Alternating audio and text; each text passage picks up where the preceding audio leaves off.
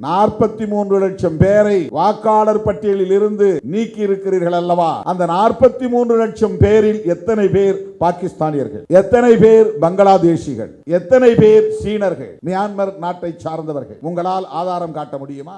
SIR வேண்டாம் என்று சில ஆயிரம் பேரை திரட்டி திருமாவளவன் ஒரு ஆர்ப்பாட்டம் நடத்திவிட்டால் இந்த எஸ்ஐஆர் என்கிற செயல் திட்டத்தை நடைமுறைப்படுத்துவதை நிறுத்திவிட முடியுமா என்றால் நிறுத்திவிட முடியாது, தெரியும். ஆனால் உங்கள் முகத்திரையை கிழித்து விட முடியும். சில சில்லறைகள் ஏதோ நாம் 2 சீட்டுக்கு 3 சீட்டுக்குமாக அங்கே நிற்கிறோம் என்று விமர்சித்துக் கொண்டிருக்கிறார்கள். அவர்கள் அரசியல் அறியாமையில் உழலுகிற அற்பர்கள். அவர்களுக்கு நம்மை புரிந்து கொள்வதற்கு இன்னும் பல 10 ஆண்டுகள் ஆகும். நம்முடைய அரசியல் என்றால் திருமாவளவன் அரசியல் அல்ல, அம்பேத்கர் அரசியல், பெரியார் அரசியல், மார்க்சிய அரசியல். அந்த அரசியலை புரிந்து கொள்வதற்கு அவர்களுக்கு போதிய மூளை வலிமை இல்லை. அப்பப்போ மாற்றிக்கொள்ள 2 பக்கம் பேசிக்கிட்டு எல்லா கதவுகளையும் திறந்து வைத்துக் கொண்டிருந்தால் நிறைய கூடுதல் இடங்களை வாங்கலாம். என்ன அங்க கூப்பிடுறாங்க இங்க கூப்பிடுறாங்கன்னு சொன்னா இங்க பேரத்தை பேச முடியும். நான் எல்லா கதவுகளையும் சாத்திட்டு நான் உங்க கூட தான் இருக்கிறேன், நீங்க எங்கும் போய்விடக்கூடாது, எங்க கூடவே நிக்கணும், நாங்க உங்க கூடவே நிக்கணும் அப்படின்னு ஒரு கூட்டணியை உறுதிப்படுத்துகிற வேலையை திருமாவளவன் செய்து கொண்டிருக்கிறார். அம்பேத்கர் எங்களுக்கு தலைவர் இல்லை என்று சொல்ல வைத்து விட்டார்கள். இது எவ்வளவு பெரிய கொடுமை!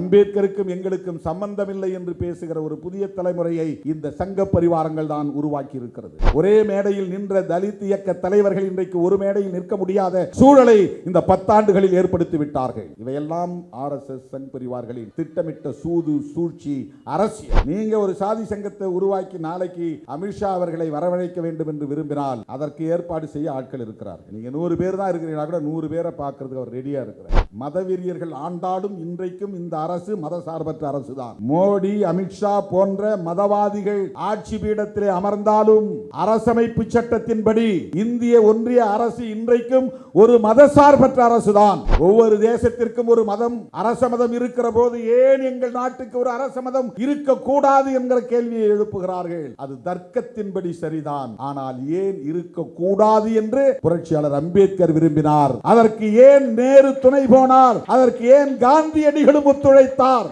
அதற்கு ஏன் பட்டேலும் ஒத்துழைத்தார்? இந்த கேள்விக்கு பதில் சொல்லுங்கள். ஏன் திருமாவளவன் பிஜேபியை எதிர்க்கிறான் அல்லது விமர்சிக்கிறான் என்பதை விட ஏன் திமுக இடதுசாரிகளோடு கைகோர்த்து நிற்கிறான் என்பதற்கு இதுதான் அடிப்படை. நடைபெற்றுக் கொண்டிருக்கிற இந்த கருத்தரங்கை ஒருங்கிணைத்து நெறிப்படுத்திக் கொண்டிருக்கிற தோழர் சத்யராஜ் அவர்களே, இந்நிகழ்வில் இதனை ஏன் ஒருங்கிணைத்திருக்கிறோம் என்பதை சுருக்கமாக விளக்கி அமர்ந்திருக்கிற தோழர் ஊடகவியலாளர் மகிழ்நன் அவர்களே,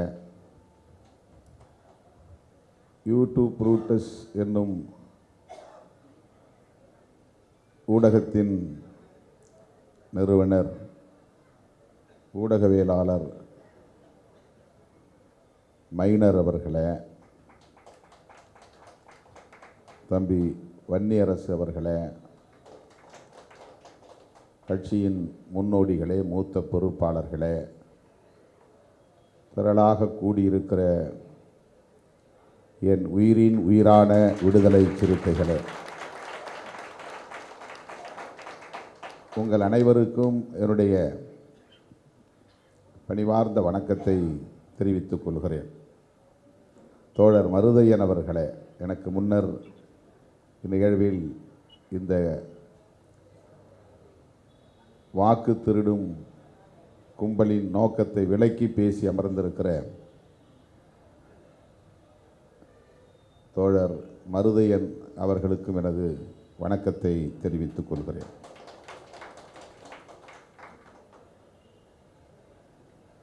காலையில் இதே பொருளில் ஆயிரக்கணக்கான சிறுத்தைகள் திரண்ட ஒரு மாபெரும் ஆர்ப்பாட்டத்தை நாம் நடத்தி முடித்திருக்கிறோம். அங்கே நான் இது குறித்து ஏறத்தாழ 1 மணி நேரம் விளக்கி பேசியிருக்கிறேன். இந்த நிகழ்வை சில நாட்களுக்கு முன்னதாகவே நடத்திட வேண்டும் என்று தோழர் மகிழன் உள்ளிட்ட அருமை நண்பர்கள் வருகை தந்து என்னிடத்திலே சொன்னார்கள். ஆனால் உரிய இடமும் உரிய நேரமும் ஏதுவாக அமையவில்லை. ஆகவே இன்று நமது கட்சியின் தலைமையகத்திலேயே இது ஒருங்கிணைக்கப்பெற்று நடைபெற்று கொண்டிருக்கிறது.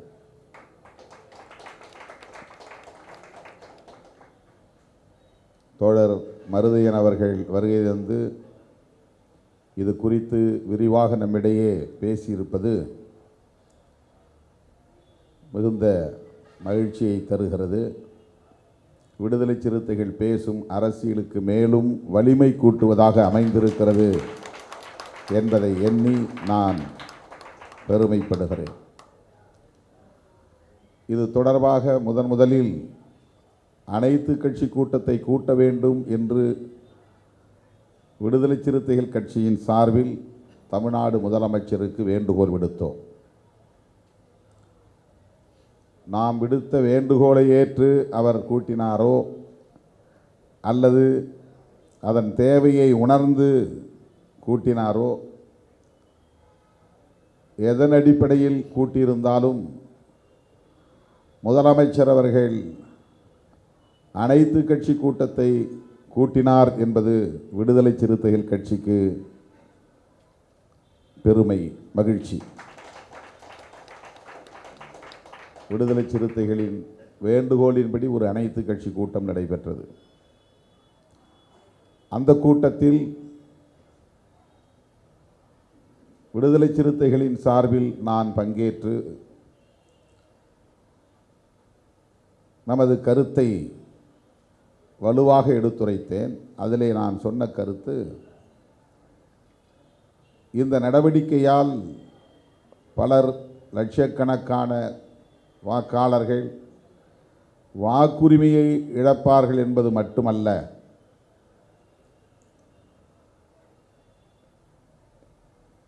அதற்காக மட்டும் நாம் இதை எதிர்க்க வேண்டும் என்பதில்லை. இது ஒரு சூழ்ச்சி நிறைந்த திட்டம், உள்நோக்கத்துடன் கூடிய திட்டம். அவர்களின் செயல் திட்டங்களை நடைமுறைப்படுத்துவதற்கான ஒரு உத்தி தேசிய குடிமக்கள் பேரேடு என்கிற ஒன்றை NRC, national register of citizens, அதை உருவாக்குவதற்கான ஒரு திட்டம். எனவே இதற்கு பின்னணியில் குடியுரிமை தொடர்பான ஒரு செயல் திட்டம் அடங்கியிருக்கிறது. இதை நாம் புரிந்து கொண்டு எஸ்ஐஆரே வேண்டாம் என்று நாம் அனைத்து கட்சியினரும் குரல் கொடுக்க வேண்டும். அதை நடைமுறைப்படுத்துவதற்கு நாம் இடம் கொடுக்கக்கூடாது.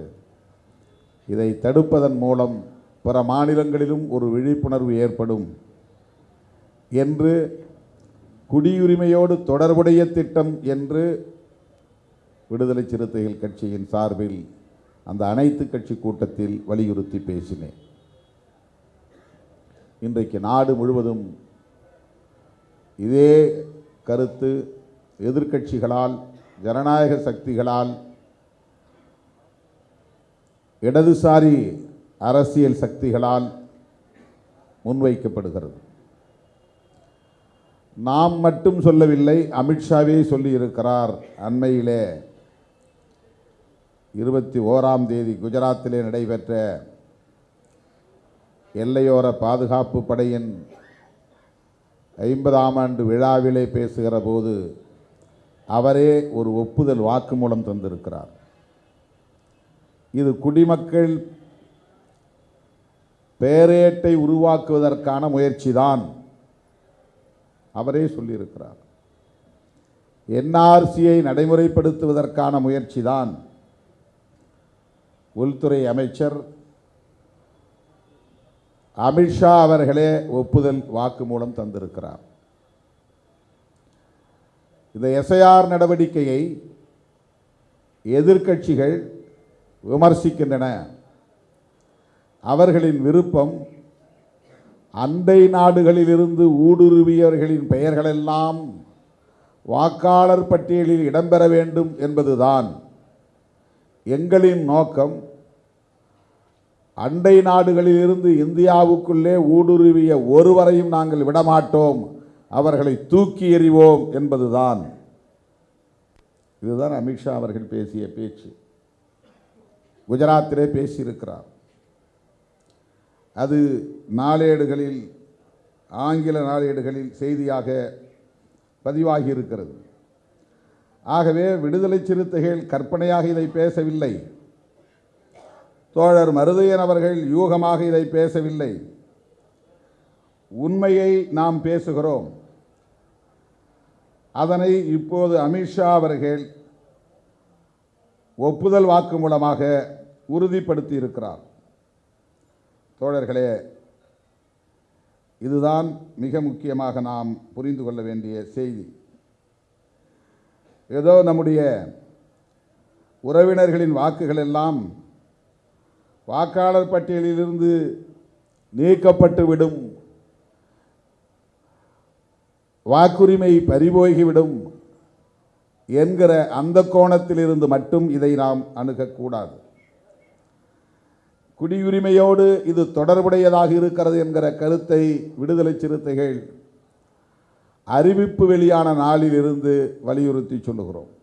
அக்டோபர் 27ஆம் தேதி அறிவிப்பு வெளியானது. நான் 28ஆம் தேதியோ 29ஆம் தேதியோ அறிக்கை வெளியிட்டேன்.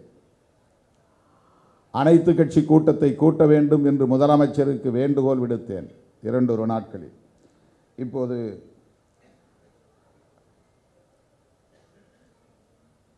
டெக்கான் கிரானிக்கல் என்கிற பத்திரிகையில் வெளியான செய்தி, they don't have right to pollute our democratic system. நம்முடைய ஜனநாயக கட்டமைப்பில் அவர்கள் ஒரு மாசு உருவாகுவதற்கு அல்லது அழுக்கு சேருவதற்கு முயற்சிக்கிறார்கள். அந்த உரிமை அவர்களுக்கு இல்லை. they don't have right to pollute. pollute என்றால் மாசு, களங்கம் ஏற்படுத்துவதற்கு அவர்களுக்கு உரிமை இல்லை. அவர்களுக்கு என்றால் எதிர்க்கட்சியினருக்கு, காங்கிரஸ், இடதுசாரிகள், திமுக, விசிக போன்ற கட்சியினருக்கு, எதிர்ப்பவர்களுக்கு உரிமை இல்லை. நம்முடைய ஜனநாயக நடைமுறை என்கிற இந்த கட்டமைப்பிலே ஒரு களங்கத்தை ஏற்படுத்துவதற்கு அவர்களுக்கு உரிமை இல்லை. இது ஒரு டைட்டில். பெரிய எழுத்துக்களில் short targets parties over SIR. இந்த சிறப்பு தீவிர சீராய்வு குறித்து சில கட்சிகளை குறிவைத்து அமித்ஷா பேசினார். Will throw out all infiltrators. ஊடுருவல்காரர்களை, ஊடுருவியிருப்பவர்களை நாங்கள் தூக்கி எறிவோம். we will throw out all infiltrators. சட்டவிரோதமாக இந்திய தேசத்திற்குள் குடியேறி இருப்பவர்களை, ஊடுருவல்காரர்களை நாங்கள் தூக்கி எறிவோம். இதுதான் இந்த பத்திரிகையில் வெளிவந்திருக்கிற தலைப்புச் செய்தி. அதிலே அவர் சொல்லியிருக்கிற கருத்தின் சாராம்சம் இது. இந்த எஸ்ஐஆர் என்கிற நடவடிக்கை குடிமக்கள் யார் என்பதை ஆய்வு செய்து தூய்மைப்படுத்துவதுதான் நோக்கம். இதைத்தான் நாம் அனைத்து கட்சி கூட்டத்திலே விடுதலை சிறுத்தைகள் கட்சியின் சார்பில் முதலாக பதிவு செய்தோம். இன்றைக்கு தோழர் மருதையன் அவர்கள் அதை அம்பலப்படுத்துகிற வகையில் உரையாற்றினார். சரி, இதில் என்ன தவறு இருக்கிறது? அண்டை நாடுகளிலிருந்து இந்திய தேசத்திற்குள் ஊடுருவி இருக்கிற சட்டவிரோத குடியேறிகளை வெளியேற்றுவது நல்ல நோக்கம்தானே. இதில் என்ன தவறு இருக்கிறது? இந்த கேள்வி இயல்பாக எழும். இந்தியா முழுவதும் இப்படி அண்டை நாடுகளில் இருந்து சட்டவிரோதமாக பாகிஸ்தானியர்கள், ரஷ்யாவை சார்ந்தவர்கள், பர்மாவை சார்ந்தவர்கள், வங்கதேசத்தை சார்ந்தவர்கள், சீன நாட்டை சார்ந்தவர்கள் குடியேறி இருக்கிறார்களா என்ற கேள்வி அடுத்து எழும். எந்தெந்த மாநிலங்களில் அப்படி குடியேறி இருக்கிறார்கள்? எத்தனை லட்சம் பேர் குடியேறி இருக்கிறார்கள்? அப்படி குடியேறிய மாநிலங்களில் மட்டும் இதை ஏன் நடைமுறைப்படுத்தக்கூடாது? அதற்கு தேர்தல் ஆணையம்தான் தேவையா? தேர்தல் ஆணையத்திற்கு அந்த அதிகாரம் உண்டா? எந்த சட்டத்தில் தேர்தல் ஆணையத்திற்கு இந்த இன்ஃபில்ட்ரேட்டர்ஸ் என்கிற ஊடுருவல்காரர்களை வெளியேற்றுவதற்கான அதிகாரம் வழங்கப்பட்டிருக்கிறது? இதற்கென்று தேர்தல் ஆணையத்திற்குரிய சட்டம் இடமளிக்கிறதா? வாக்காளர்களை பற்றிய, வாக்குரிமை பற்றிய சட்டம், மக்கள் பிரதிநிதித்துவ சட்டம், அதுதான் தேர்தல் ஆணையத்திற்கான நடைமுறைப்படுத்துவதற்கான சட்டம். தேர்தல் ஆணையம் நடைமுறைப்படுத்துவதற்கான சட்டம். அந்த சட்டத்தில் குடிமக்களை யார் குடிமக்கள், யார் குடிமக்கள் இல்லை என்று தீர்மானித்து அவர்களை வெளியேற்றுவதற்கான அதிகாரம் அந்த சட்டத்தின் கீழ் வழங்கப்பட்டிருக்கிறதா? இதுவெல்லாம் கேள்வி. இதற்கு அமித்ஷா போன்றவர்கள் பதில் சொல்வார்களா?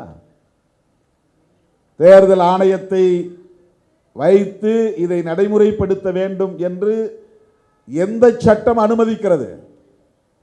ஏன் நீங்கள் தேர்தல் ஆணையத்தை பயன்படுத்துகிறீர்கள்?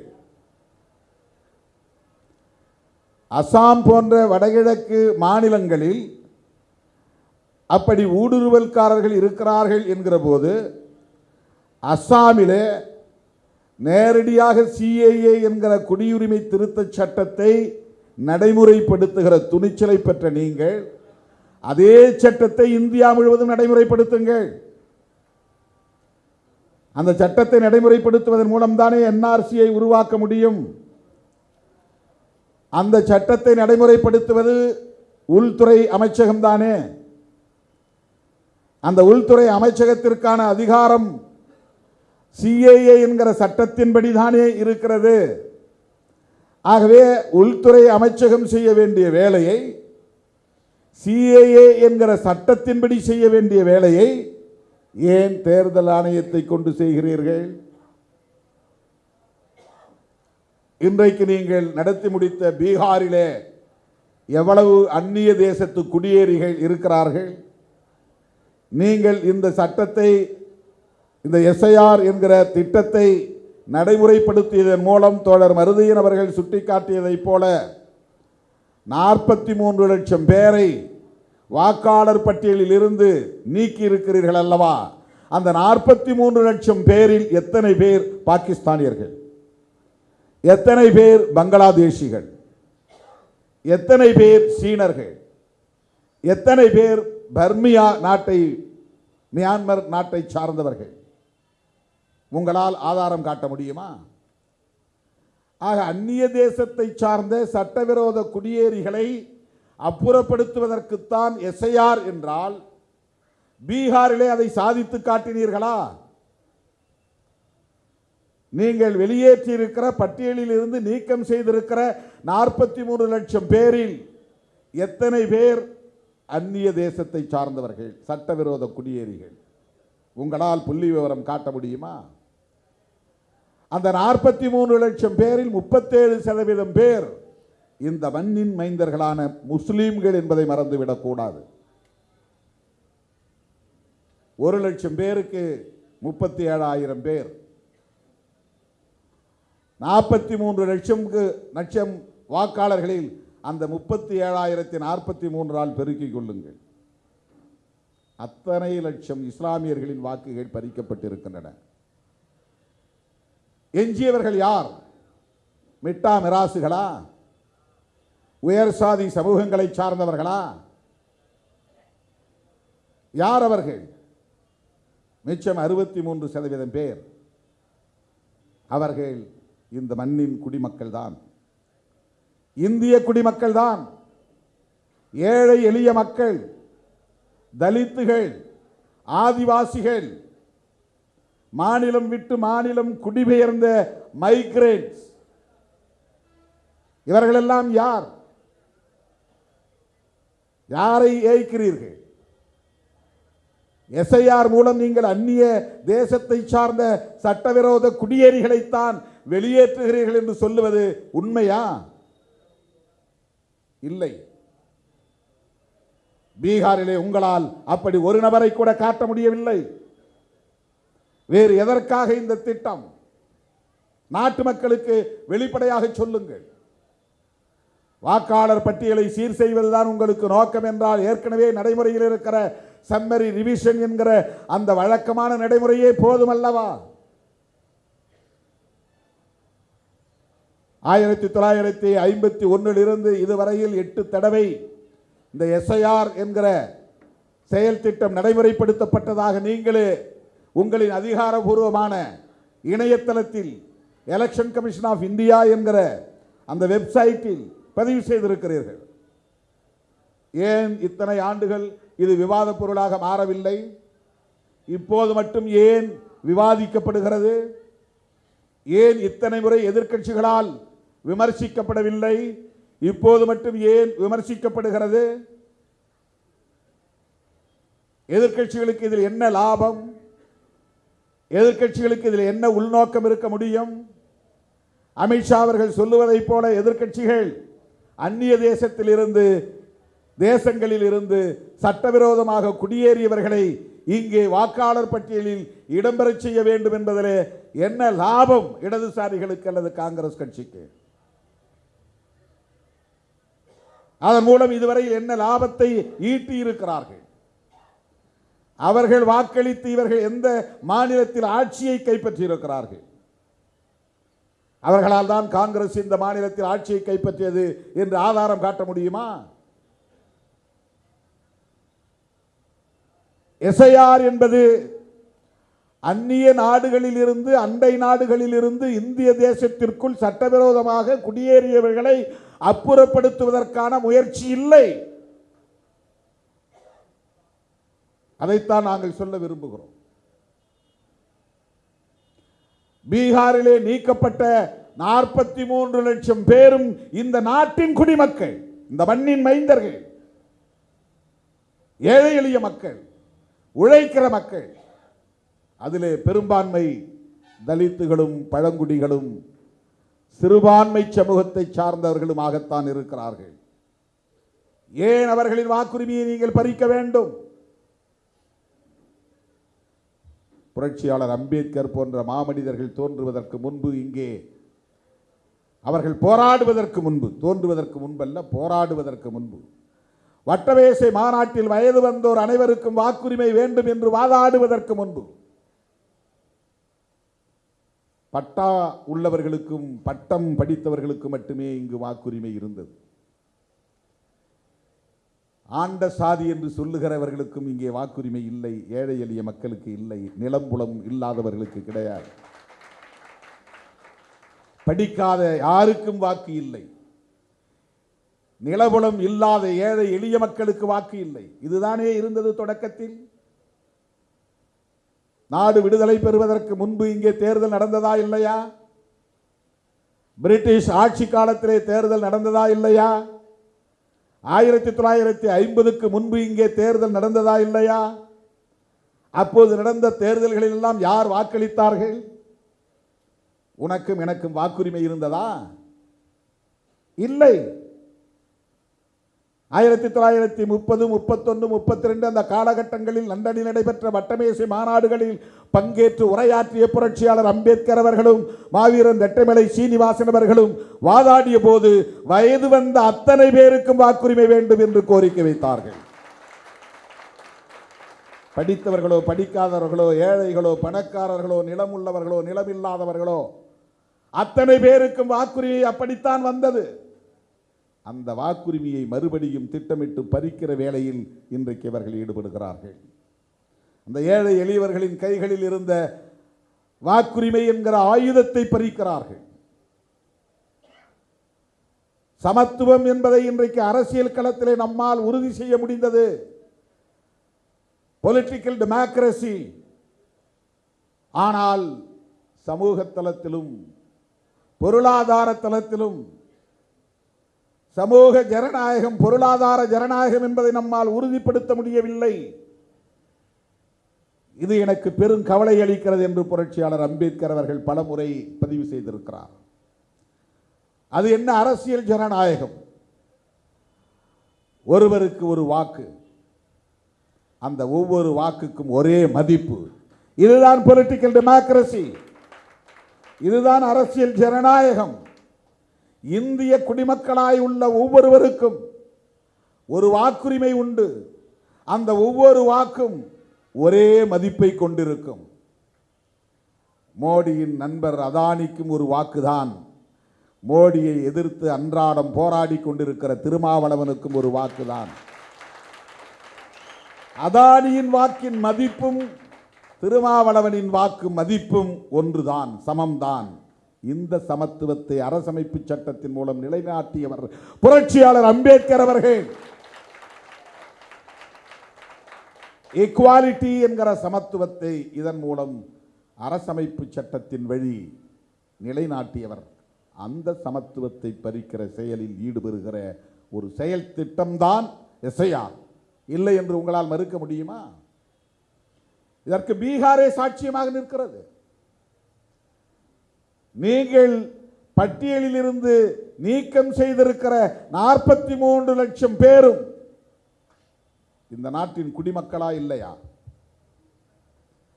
அவர்கள் ஏன் வாக்காளர் பட்டியலில் இடம்பெறவில்லை? இதுதான் உங்கள் சூது, உங்கள் சூழ்ச்சி. நீங்களும் எம்பிபிஎஸ் படிக்கலாம், ஆனால் அதை நீங்கள் எட்டுவதற்கு மிகப்பெரிய தடைகளை எல்லாம் தாண்டி வர வேண்டும். அதன் மூலம் உங்களை வடிகட்டுவோம். நீங்களும் நீதிபதி ஆகலாம், ஆனால் அதை எட்டுவதற்கு உங்களால் ஒருபோதும் முடியாது. உச்ச நீதிமன்றம் என்றால் அது உயர் சாதி மன்றம் என்கிற நிலையை நாங்கள் எங்களின் சூது சூழ்ச்சியால் வடிவமைத்து வைத்திருக்கிறோம். உங்களுக்கு எல்லாம் திறந்திருக்கிறது, ஆனால் உங்களால் வர முடியாது. கோவில் வாசல் திறந்திருக்கும், ஆனால் கருவறைக்குள் நுழைய முடியாது. கோவில் கதவை நாங்கள் மூடவில்லை, திறந்துதான் இருக்கிறது. நீங்களும் வரலாம், ஆனால் கருவறைக்குள் உங்களால் நுழைய முடியாது. இப்படித்தான் இவர்கள் எல்லா சதித்திட்டங்களையும் தீட்டுகிறார்கள். தொலைநோக்கு பார்வையோடு செய்கிறார்கள். அவர்களுக்கான திட்டத்திற்குரிய தொலைநோக்கு பார்வை, அவர்களின் செயல் திட்டத்தை நடைமுறைப்படுத்துவதற்கான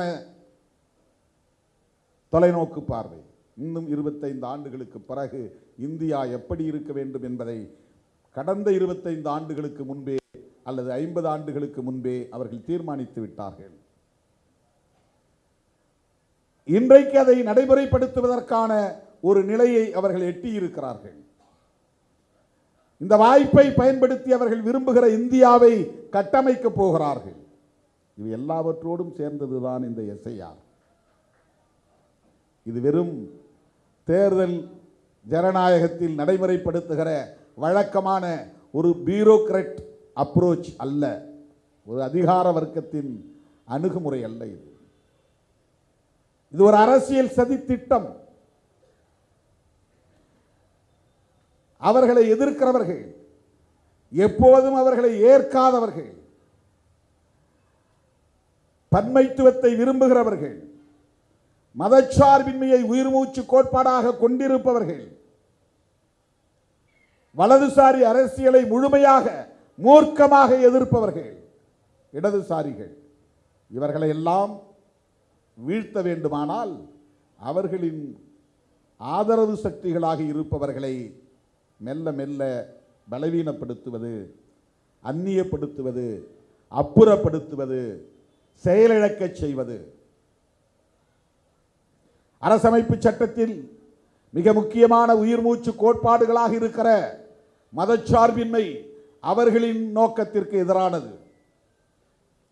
பன்மைத்துவம் அவர்களின் இலக்குக்கு எதிரானது. கூட்டாட்சி தத்துவம் அவர்களின் நோக்கத்திற்கு எதிரானது. செக்யூலரிசம் என்கிற மதச்சார்பின்மை பிஜேபி ஆர்எஸ்எஸ் ஆல் ஒருபோதும் ஏற்றுக்கொள்ள முடியாத ஒரு கோட்பாடு. புளூரலிசம் என்கிற பன்மைத்துவம், எத்தனை மதங்களும் இங்கே இருக்கலாம், எத்தனை மொழிகள் பேசக்கூடியவர்களும் இங்கே வாழலாம், ஆனால் சகோதரத்துவத்தோடு சமூக ஜனநாயகத்தை பெருக்கி இவர்கள் அந்த பன்மைத்துவத்தை பாதுகாத்துக் கொள்ளலாம் என்கிற அந்த புளூரலிசம், பன்மைத்துவம், அந்த கோட்பாடு ஒரு காலத்திலும் பிஜேபி ஆர்எஸ்எஸ் போன்ற சக்திகளால் ஏற்றுக்கொள்ள முடியாது. பெடரலிசம் என்கிற கூட்டாட்சி தத்துவம் அவர்களால் ஏற்றுக்கொள்ள முடியாது.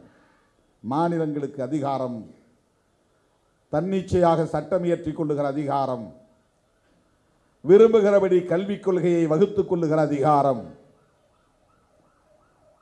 தங்கள் விருப்பப்படி MBBS போன்ற தொழிற்கல்விகளை உருவாக்கி கொண்டு அதை தம்வயப்படுத்திக் கொள்ளுகிற அதிகாரம் கிடையாது. உங்களை மானிட்டர் பண்ணுறதுக்கு எப்போதும் நாங்கள் KN ரவி போன்ற ஆட்களை வைத்திருப்போம். RN ரவி போன்றவர்களை வைத்திருப்போம். நீங்கள் சட்டமன்றத்தில் நிறைவேற்றுகிற மசோதாக்களை நாங்கள் சட்டமாக்க மாட்டோம், கையெழுத்து போட மாட்டோம். குறைந்தபட்ச இந்த மாநில அரசுகளுக்கான அதிகாரத்தையும் அவர்களால் ஏற்றுக்கொள்ள முடியாது. ஒட்டுமொத்தமாக டெல்லியிலே அதிகாரத்தை குவிப்பது அது பெடரலிசத்திற்கு எதிரானது. ஒரே தேசம் ஒரே மதம் அது பன்மைத்துவத்திற்கு எதிரானது. ஒரே தேசம் ஒரே மொழி அது பன்மைத்துவத்திற்கு எதிரானது. ஒரே தேசம் ஒரே கலாச்சாரம் அது பன்மைத்துவத்திற்கு எதிரானது. அரசுக்கு ஒரு மதம் வேண்டும், அது மதச்சார்பின்மைக்கு எதிரானது. இவை அனைத்தும் அரசமைப்பு சட்டம் முன்மொழியும் கோட்பாடுகள். அரசமைப்பு சட்டம் முன்மொழியும் கோட்பாடுகள் என்றால் புரட்சியாளர் அம்பேத்கர் முன்மொழிகிற கோட்பாடுகள். இது அம்பேத்கரின் அரசியல். இந்த தேசம் புதிதாக கட்டமைக்கப்படுகிற இந்த தேசம் மதசார்பற்ற அரசை கொண்டிருக்கும். இந்த தேசம் பல மொழிகளை பேசுகிற மக்களையும் பல மதங்களை பின்பற்றுகிற மக்களையும் இணைத்து சகோதரத்துவத்தோடு வழி நடத்தும். அந்த பன்மைத்துவம் இங்கே வலுப்பெறும். அப்படிப்பட்ட ஒரு தேசமாக இது இருக்கும். இந்த தேசம் பல மாநிலங்களை கொண்டதாக இருக்கும். அந்த மாநில அரசுகள் மைய அரசை சார்ந்திருக்காமல் தனித்து இயங்கக்கூடிய வலிமை பெற்றதாக இருக்கும். ஒரு குவாசி ஃபெடரல் ஸ்ட்ரக்சர். முழுமையான ஃபெடரலிசம் இல்லை, ஆனாலும் மாநிலங்கள் முழுமையாக ஒன்றிய அரசை சார்ந்து கிடக்காது. தனித்து இயங்குகிற அதிகாரமும் உண்டு. தங்களுக்கான சட்டங்களை இயற்றிக் கொள்ளுகிற அதிகாரங்களும் மாநில அரசுகளுக்கு உண்டு. தங்களுக்கான பொருளாதார உற்பத்தியை மேம்படுத்திக் கொள்ளுகிற, தொழில் வளத்தை மேம்படுத்திக் கொள்ளுகிற, கலாச்சாரத்தை பாதுகாத்துக் கொள்ளுகிற அதிகாரம் உண்டு. அதுதான் குவாசி ஃபெடரல். இதை அனுமதிப்பது அரசமைப்பு சட்டம். இதை முன்மொழிந்தது புரட்சியாளர் அம்பேத்கர். இந்த மூன்று முக்கிய கோட்பாடுகளுக்கும் நேர் எதிரி பாஜக RSS. ஏன் திருமாவளவன் பிஜேபியை எதிர்க்கிறான் அல்லது விமர்சிக்கிறான் என்பதை விட ஏன் திமுக இடதுசாரிகளோடு கைகோர்த்து நிற்கிறான் என்பதற்கு இதுதான் அடிப்படை. சில சில்லறைகள் ஏதோ நாம் 2 சீட்டுக்கு 3 சீட்டுக்குமாக அங்கே நிற்கிறோம் என்று விமர்சித்துக் கொண்டிருக்கிறார்கள். அவர்கள் அரசியல் அறியாமையில் உழலுகிற அற்பர்கள். அவர்களுக்கு நம்மை புரிந்து கொள்வதற்கு இன்னும் பல 10 ஆண்டுகள் ஆகும். நம் அரசியலை புரிந்து கொள்வதற்கு இன்னும் பல 10 ஆண்டுகள் ஆகும். நம்முடைய அரசியல் என்றால் திருமாவளவன் அரசியல் அல்ல, அம்பேத்கர் அரசியல், பெரியார் அரசியல், மார்க்சிய அரசியல். அந்த அரசியலை புரிந்து கொள்வதற்கு அவர்களுக்கு போதிய மூளை வலிமை இல்லை. அதுதான் காரணம். எனவேதான் நம்மை குறைத்து மதிப்பிடுகிறார்கள். அரசியல் ஆதாயம்தான் நோக்கம் என்றால் கூடுதல் அதிகாரம் கிடைக்கிற கூட்டணியில் இடம்பெறுவது என்ன பெரிய வேலையா என்ன? அப்பப்போ மாற்றிக்கொள்ள ரெண்டு பக்கம் பேசிக்கிட்டு எல்லா கதவுகளையும் திறந்து வைத்துக் கொண்டிருந்தால் நிறைய கூடுதல் இடங்களை வாங்கலாம். என்ன அங்கே கூப்பிட்றாங்க இங்கே கூப்பிட்றாங்கன்னு சொன்னால் இங்கே பேரத்தை பேச முடியும். நான் எல்லா கதவுலையும் சாத்திட்டு நான் உங்க கூட தான் இருக்கிறேன், நீங்கள் எங்கும் போய்விடக்கூடாது, எங்கள் கூடவே நிற்கணும், நாங்கள் உங்கள் கூடவே நிற்கணும் அப்படின்னு ஒரு கூட்டணியை உறுதிப்படுத்துகிற வேலையை திருமாவளவன் செய்து கொண்டிருக்கிறான். அந்த கூட்டணி ஜனநாயகத்தை பாதுகாக்கிற கூட்டணி, அரசமைப்பு சட்டத்தை பாதுகாக்கிற கூட்டணி. இதுதான் இன்றைக்கு நாம் முன்னெடுத்திருக்கிற அரசியல். அந்த அடிப்படையில் தான் நாம் அரசியல் ஆதாயங்களை கருத்தில் கொள்ளாமல் புரட்சியாளர் அம்பேத்கரின் கனவை நனவாக்க வேண்டும் என்கிற பெரும் திட்டத்தோடு பெரும் நோக்கோடு இயங்கிக் கொண்டிருக்கிறோம். எனவேதான் கூட்டணி கட்சிகளோடு சேர்ந்து ஆர்ப்பாட்டம் நடத்தியும் கூட அதிலே ஒரு திருப்தி ஏற்படாமல் இன்றைக்கு விடுதலை சிறுத்தைகள் தனித்து ஒரு ஆர்ப்பாட்டத்தை நடத்தினோம். எஸ்ஐஆர் வேண்டாம் என்று சில ஆயிரம் பேரை திரட்டி திருமாவளவன் ஒரு ஆர்ப்பாட்டம் நடத்திவிட்டால் இந்த எஸ்ஐஆர் என்கிற செயல் திட்டத்தை நடைமுறைப்படுத்துவதை நிறுத்திவிட முடியுமா என்றால் நிறுத்திவிட முடியாது, தெரியும். ஆனால் உங்கள் முகத்திரையை கிழித்து விட முடியும். நீங்கள் என்ன நோக்கத்திற்காக, என்ன சதித்திட்டத்தோடு, என்ன சூது சூழ்ச்சியோடு செயல்பட்டு கொண்டிருக்கிறீர்கள் என்பதை அம்பலப்படுத்துவதுதான் எங்கள் நோக்கம். அதை நாட்டு மக்கள் புரிந்து கொள்ளட்டும், இளம் தலைமுறையினர் புரிந்து கொள்ளட்டும். எப்படி பார்த்தாலும் தமிழ்நாட்டில் குறைந்தது 10% பேர் வாக்காளர் பட்டியலில் இடம்பெற முடியாத நிலை ஏற்பட்டால் கூட 65 லட்சம் பேர் வாக்குரிமையை பறிகொடுக்கும் நிலை ஏற்படும். 10% குறைந்தது. இந்த 65 லட்சம் பேர் யார்? உங்கள் வாதப்படி இதை தூய்மைப்படுத்துகிற வேலை என்று சொல்லுகிறீர்கள் அல்லவா?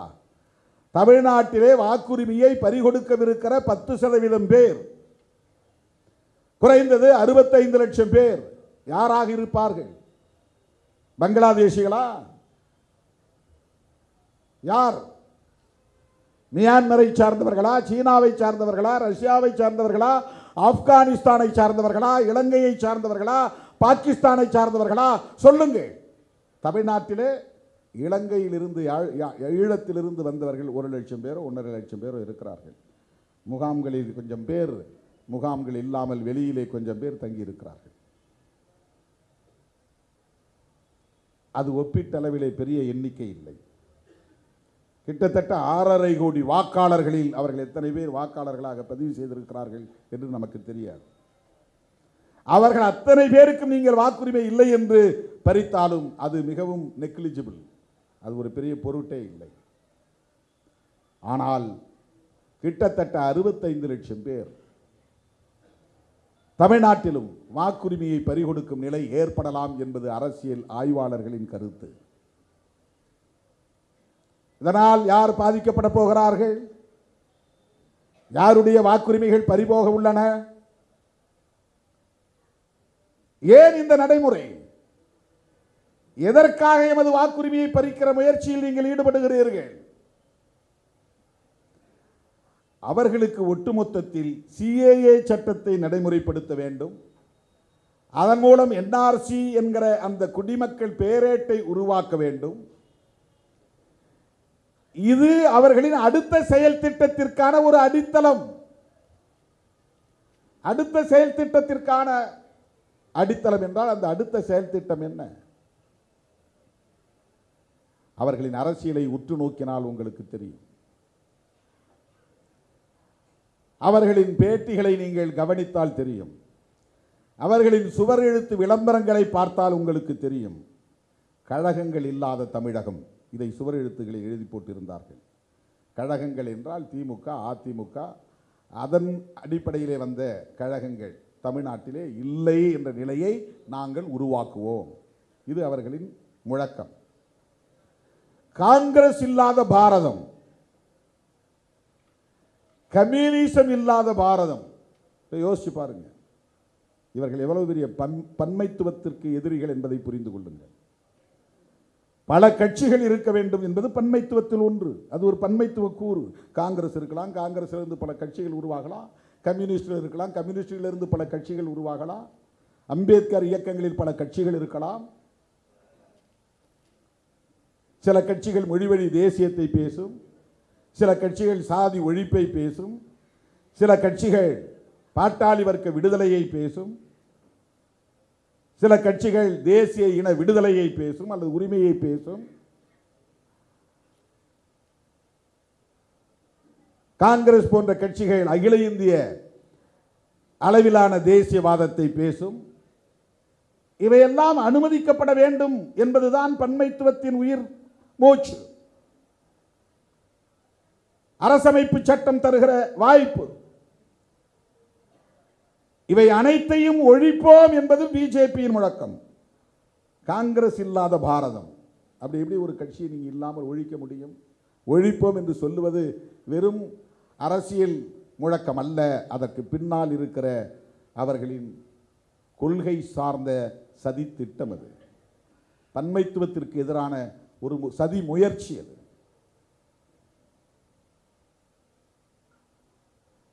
அந்த முழக்கமே தவறானது. அது ஒரு பாசிச முழக்கம். அது அதைத்தான் பாசிசம் என்று சொல்லுகிறோம். இந்த நாடாளுமன்ற ஜனநாயகத்தை பயன்படுத்தி, இந்த ஆட்சி அதிகார வலிமையை பயன்படுத்தி, தேர்தல் ஆணையம், நீதிமன்றம் போன்ற நிறுவனங்களை எல்லாம் தம்பயப்படுத்தி தம் கட்டுக்குள் கொண்டு வந்து தங்களின் நோக்கத்தை நிறைவேற்றுகிற இந்த எதேச்சதிகார போக்கைத்தான் நியோ பாசிசம் என்று சொல்லுகிறோம். இதுதான் புதிய பாசிச நடவடிக்கை. நேரடியாக ஹிட்லரை போல இனவெறுப்பை பேசாமல், நேரடியாக ஒரு மத வெறுப்பை பேசுகிறார்கள். இருந்தாலும் அதை இன்னும் வெளிப்படையாக தீவிரப்படுத்தாமல், நாங்கள் ஒன்றும் முஸ்லீம்களுக்கு எதிரிகள் இல்லை, முஸ்லீம்கள் இங்கே வாழலாம், ஆனால் வாக்குரிமையை பறிப்போம், தனிமைப்படுத்துவோம், அவர்களின் வழிபாட்டு தலங்களை தகர்ப்போம். இதுவெல்லாம் நடந்து கொண்டே இருக்கும். ஆனால் முஸ்லிம்களையும் நாங்கள் சகோதரர்களாகத்தான் பார்க்கிறோம். நாங்கள் சாதியை சகோதரத்துவ முறையில் அணுகுகிறோம். ஓன் சாதி உனக்கு, ஏன் சாதி எனக்கு, ஆனால் ரெண்டு பேரும் சகோதரர்களாக இருப்போம். இது எதை காட்டுகிறது? புரட்சியாளர் அம்பேத்கர் பேசுகிற சாதி ஒழிப்பு அரசியலுக்கு இது நேர் எதிரானதா இல்லையா? தலித் அமைப்புகளையே சாதி பெருமை பேச வைக்கிறார்கள். நாங்கள் எல்லாம் சிவகுலத்தை சார்ந்தவர்கள், நாங்கள் மகாவிஷ்ணு வழி வந்தவர்கள், இப்படி சாதி பெருமை பேச வைத்து அவர்களுக்கான வாக்கு வங்கியாக மாற்றி சாதிய கட்டமைப்பை உயிர்ப்போடு வைத்திருக்க விரும்புகிறார்கள். சாதி பெருமிதம் பேசக்கூடாது, அது சாதியை காப்பாற்றும், சாதியை ஒழிக்க வேண்டும். இந்த காலத்தில் முடிகிறதோ இல்லையோ, இந்த கருத்துள்ள தலைமுறை வளர வளர அது தானாக உதிர்ந்து போகிற காலம் கனியும் என்கிற ஒரு நம்பிக்கை புரட்சியாளர் அம்பேத்கர், தந்தை பெரியார், மகாத்மா ஜோதிபா பூலே போன்றவர்களுக்கு இருந்தது. அதை சீர்குலைக்கிற முயற்சி. சாதி பெருமை பேசு, உன் சாதி பெருமை நீ பேசுறது ஒன்றும் தப்பு இல்லை. அதற்கு பல பேர் விட்டில் பூச்சிகளாய் அங்கே சுற்றி கிடக்கிறார்கள், சுற்றி கொண்டிருக்கிறார்கள், அந்த பெருமைக்குள்ளே மாய்ந்து போகிறார்கள். இவையெல்லாம் அவர்களின் சதி. சகோதரத்துவத்தை பேணுவது போல் சகோதரத்துவத்தை சிதைப்பது. சாதி பெருமை பேசும்போது என்ன ஆகுது? அம்பேத்கர் என்கிற ஒரு அடையாளத்தை பயன்படுத்தி இந்தியா முழுவதும் ஷெட்யூல் காஸ்ட் என்கிற பெயரில் 30 கோடி மக்கள் ஒரே உணர்வை பெற்றவர்களாக எழுச்சி பெற்ற நிலையை இன்றைக்கு சாதாரணமாக தகர்த்து விட்டார்கள். இப்போ யாரும் நீ என்ன ஷெட்யூல் காஸ்ட்னு சொல்லாதாங்கிறான், சில பேர் என்ன தலித்துன்னு சொல்லாதாங்கிறான். நீ யாரான்னா அவன் சொந்த சாதி தான் எனக்கு பெருமை. இந்திய அளவிலே ஒரே அடையாளத்தின் கீழ், ஒரே குடையின் கீழ் ஒரு பேர் இனமாக எழுச்சி பெறுவதற்கு புரட்சியாளர் அம்பேத்கர் ஷெட்யூல் காஸ்ட் ஃபெடரேஷன் என்ற அமைப்பை உருவாக்கினார். ஒடுக்கப்பட்டவர்கள், வஞ்சிக்கப்பட்டவர்கள், கடுமையாக சுரண்டப்பட்டவர்கள், இவர்களை ஒருங்கிணைப்பதற்கு ஒரு பேனர் தேவை என்று ஷெட்யூல் காஸ்ட் ஃபெடரேஷன். இது எவ்வளவு பெரிய பரந்த பார்வை. இவன் தேசிய அளவில் சாதி பிரச்சனைகள் இருக்கின்றன. ஒவ்வொரு மாநிலத்திலும் ஒரே மாதிரியான ஒடுக்குமுறையை இந்த மக்கள் சந்திக்கிறார்கள். இவர்கள் அத்தனை பேரும் நிலமற்றவர்களாக இருக்கிறார்கள், அதிகாரமற்றவர்களாக இருக்கிறார்கள், சாதிய வன்கொடுமைகளுக்கு அன்றாடம் ஆளாகிறார்கள், படுகொலைக்கு ஆளாகிறார்கள், பெண்கள் அவமானப்படுத்தப்படுகிறார்கள், இழிவுபடுத்தப்படுகிறார்கள். இவர்கள் அத்தனை பேரையும் தனித்தனியே திரட்டி போராட முடியாது. தேசிய அளவில் ஒரே உணர்வாக இவர்கள் எழுச்சி பெற வேண்டும் என்பதற்கான முதல் முயற்சி அவர் எடுத்தது ஷெட்யூல் காஸ்ட் ஃபெடரேஷன். ஒரு அடையாளத்தின் கீழ் இந்த மக்களை ஒருங்கிணைக்கிற முயற்சி. அதன் பிறகு இவர்கள் பெரும்பாலும் அமைப்பு சாரா தொழிலாளர்களாக இருக்கிறார்கள், தொழிலாளர் வர்க்கமாக இருக்கிறார்கள் என்பதனால் இண்டிபெண்டன்ட் லேபர் பார்ட்டி என்கிற பெயரில் கட்சியை தொடங்கினார். சுதந்திரா தொழிலாளர் கட்சி என்று தெருவை கூட்டுகிறவர்கள் போன்ற பல தொழில்களை, அமைப்பு சாரா தொழில்களை, விவசாய தொழில் உள்ளிட்ட இந்த தொழிலாளர்களை ஒருங்கிணைப்பதற்கான ஒரு பெருமுயற்சியிலே இறங்கினார். அதன் பிறகு இந்த மக்கள் மதம் மதம் என்கிற உணர்விலே ஒட்டி கிடக்கிறார்கள். அதிலிருந்து இவர்களை வெளியேற்றி இன்னொரு வாய்ப்பை அல்லது ஒரு களத்தை இவர்களுக்கு உருவாக்கி தர வேண்டும். சாதியத்தை ஏற்காத பௌத்தத்தை தழுவுவோம் என்று பௌத்தத்தை தழுவினார். இதுவெல்லாம் அவர் கையாண்ட உத்திகள். இந்த மக்களை ஒரே அடையாளத்தின் கீழ் திரட்ட வேண்டும் என்பதற்காக அவர் மேற்கொண்ட முயற்சி அது.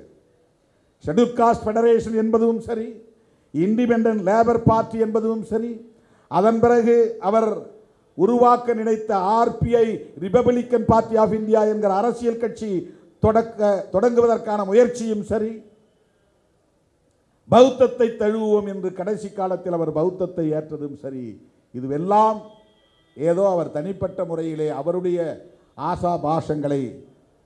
ஆசாபாசைகளை தம்முடைய விருப்பு வெறுப்பை நிறைவேற்றுவதற்காக எடுத்த முடிவு அல்ல. இந்தியா முழுவதும் அவர்களுக்கு இந்த மக்களை எப்படி ஒருங்கிணைக்க வேண்டும் என்கிற வேட்கையிலிருந்து எடுத்த முடிவு. அவர் மட்டும் எனக்கு இந்த மதம் பிடிக்கல, நான் ஒரு புத்திஸ்டா மாறி போறேன் அப்படின்னு உடனே முடிவு எடுத்திருக்கலாம். அவருக்கு இந்த ஹியூமிலியேஷன் தாங்க முடியலன்னா, நான் ஒரு இந்துவா இருக்க விரும்பல, நான் முஸ்லீமா போறேன் அல்லது கிறிஸ்டியனா போறேன் அல்லது புத்திஸ்டா போறேன் அப்படின்னு உடனடியாக முடிவு எடுத்திருக்கலாம். அப்படி எடுக்கவில்லை. 1935ஆம் ஆண்டு ஏலோ என்கிற இடத்தில் அவர் பேசுகிற போது, நான் பிறக்கும் போது ஒரு இந்துவாக பிறந்து விட்டேன், அது நான் எடுத்த முடிவு இல்லை, ஆனால் இறக்கும் போது ஒரு இந்துவாக இறக்க மாட்டேன், இது உறுதி என்று சொன்னார். 21 ஆண்டுகளுக்கு பிறகு 1956ஆம் ஆண்டு அக்டோபர் திங்கள் 14ஆம் நாள் கிட்டத்தட்ட 10 லட்சம் பேரோடு பௌத்தத்தை தழுவினார். அத்தனை லட்சம் பேரோடு அவர் பௌத்தத்தை தழுவினார் என்பதை விட இந்து மதத்தில் இருந்து வெளியேறினார் என்பதுதான் செய்தி. அதுதான் வரலாற்று செய்தி. இவையெல்லாம் எதற்காக? அகில இந்திய அளவில் ஒரே அடையாளத்தின் கீழ் இந்த மக்களை அணிதிரட்ட வேண்டும் என்கிற ஒரு பெருமுயற்சி. இந்த கொடுமைகளிலிருந்து காலம் காலமாக இவர்கள் உழன்று கொண்டிருக்கிறார்கள். இந்த கொடுமைகளில் இருந்து இவர்கள் விடுதலை பெற வேண்டும் என்பதற்கான ஒரு பெருமுயற்சி. ஆனால் இன்றைக்கு RSS மிகச் சாதாரணமாக அரசியல் ஆதாயங்களுக்காக சில அமைப்புகளை தம்பயப்படுத்தி பதவிகளை தந்து அதிகார ஆசையை ஊட்டி சாதி பெருமையை பேச வைத்து தனித்தனி குழுக்களாக உடைத்து விட்டார்கள். அம்பேத்கர் எங்களுக்கு தலைவர் இல்லை என்று சொல்ல வைத்து விட்டார்கள். இது எவ்வளவு பெரிய கொடுமை! எங்கள் சாதிக்கு தனி தலைவர் இருக்கிறார் என்று இந்த தலைமுறை பேசக்கூடிய நிலை உருவாகி இருக்கிறது. அம்பேத்கருக்கும் எங்களுக்கும் சம்பந்தமில்லை என்று பேசுகிற ஒரு புதிய தலைமுறையை இந்த சங்க பரிவாரங்கள் தான் உருவாக்கி இருக்கிறது. ஒரே மேடையில் நின்ற தலித் இயக்க தலைவர்கள் இன்றைக்கு ஒரு மேடையில் நிற்க முடியாத சூழலை இந்த 10 ஆண்டுகளில் ஏற்படுத்தி விட்டார்கள். இந்தியா முழுவதும் இப்படி ஒவ்வொரு தனித்தனி சாதியாக இன்றைக்கு சிதறடிக்கப்பட்டிருக்கிறார்கள். இவையெல்லாம் RSS சங் பரிவார்களின் திட்டமிட்ட சூது சூழ்ச்சி அரசியல். இதை எப்படி புரிந்து கொள்ளப் போகிறோம்?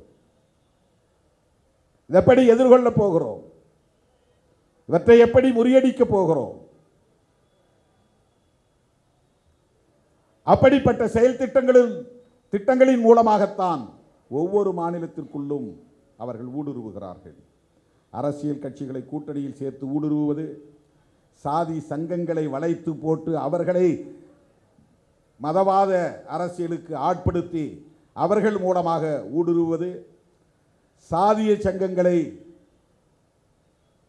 சாதி பெருமைகளை பேச வைத்து அந்த உணர்வுகளை வளர்த்து மத வெறியை தூண்டுவது, அந்த மதவெறியின் மூலம் அவர்கள் சாதிக்க நினைப்பது மத மாற்றத்தை தடுப்பது, அவர்கள் சாதிக்க நினைப்பது ஒரே மதம் என்கிற இலக்கை தொடுவது, அவர்கள் சாதிக்க நினைப்பது இந்துக்கள் என்கிற பெரும்பான்மைவாதத்தின் மூலம் இந்த தேசத்தை இந்து ராஷ்டிராவாக கட்டியமைப்பது. இவையெல்லாம் அவர்களின் லாங் டேர்ம் கோல்ஸ், நீண்டகால நெடுங்கால இலக்குகள்.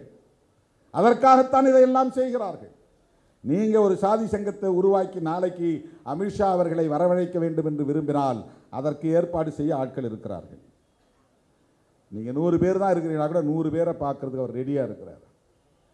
உங்கள் கோரிக்கை என்னவென்று கேட்பார். அந்த கோரிக்கையை செய்கிறாரோ இல்லையோ அதை ஊதி பெருக்கி ஊக்கப்படுத்தி ஆதரவு தெரிவித்து அந்த உணர்வை அப்படியே ஊழித்தீயாக வளர்ப்பார்கள். ஆண்ட பரம்பரை என்றெல்லாம் பேச வைப்பார்கள்.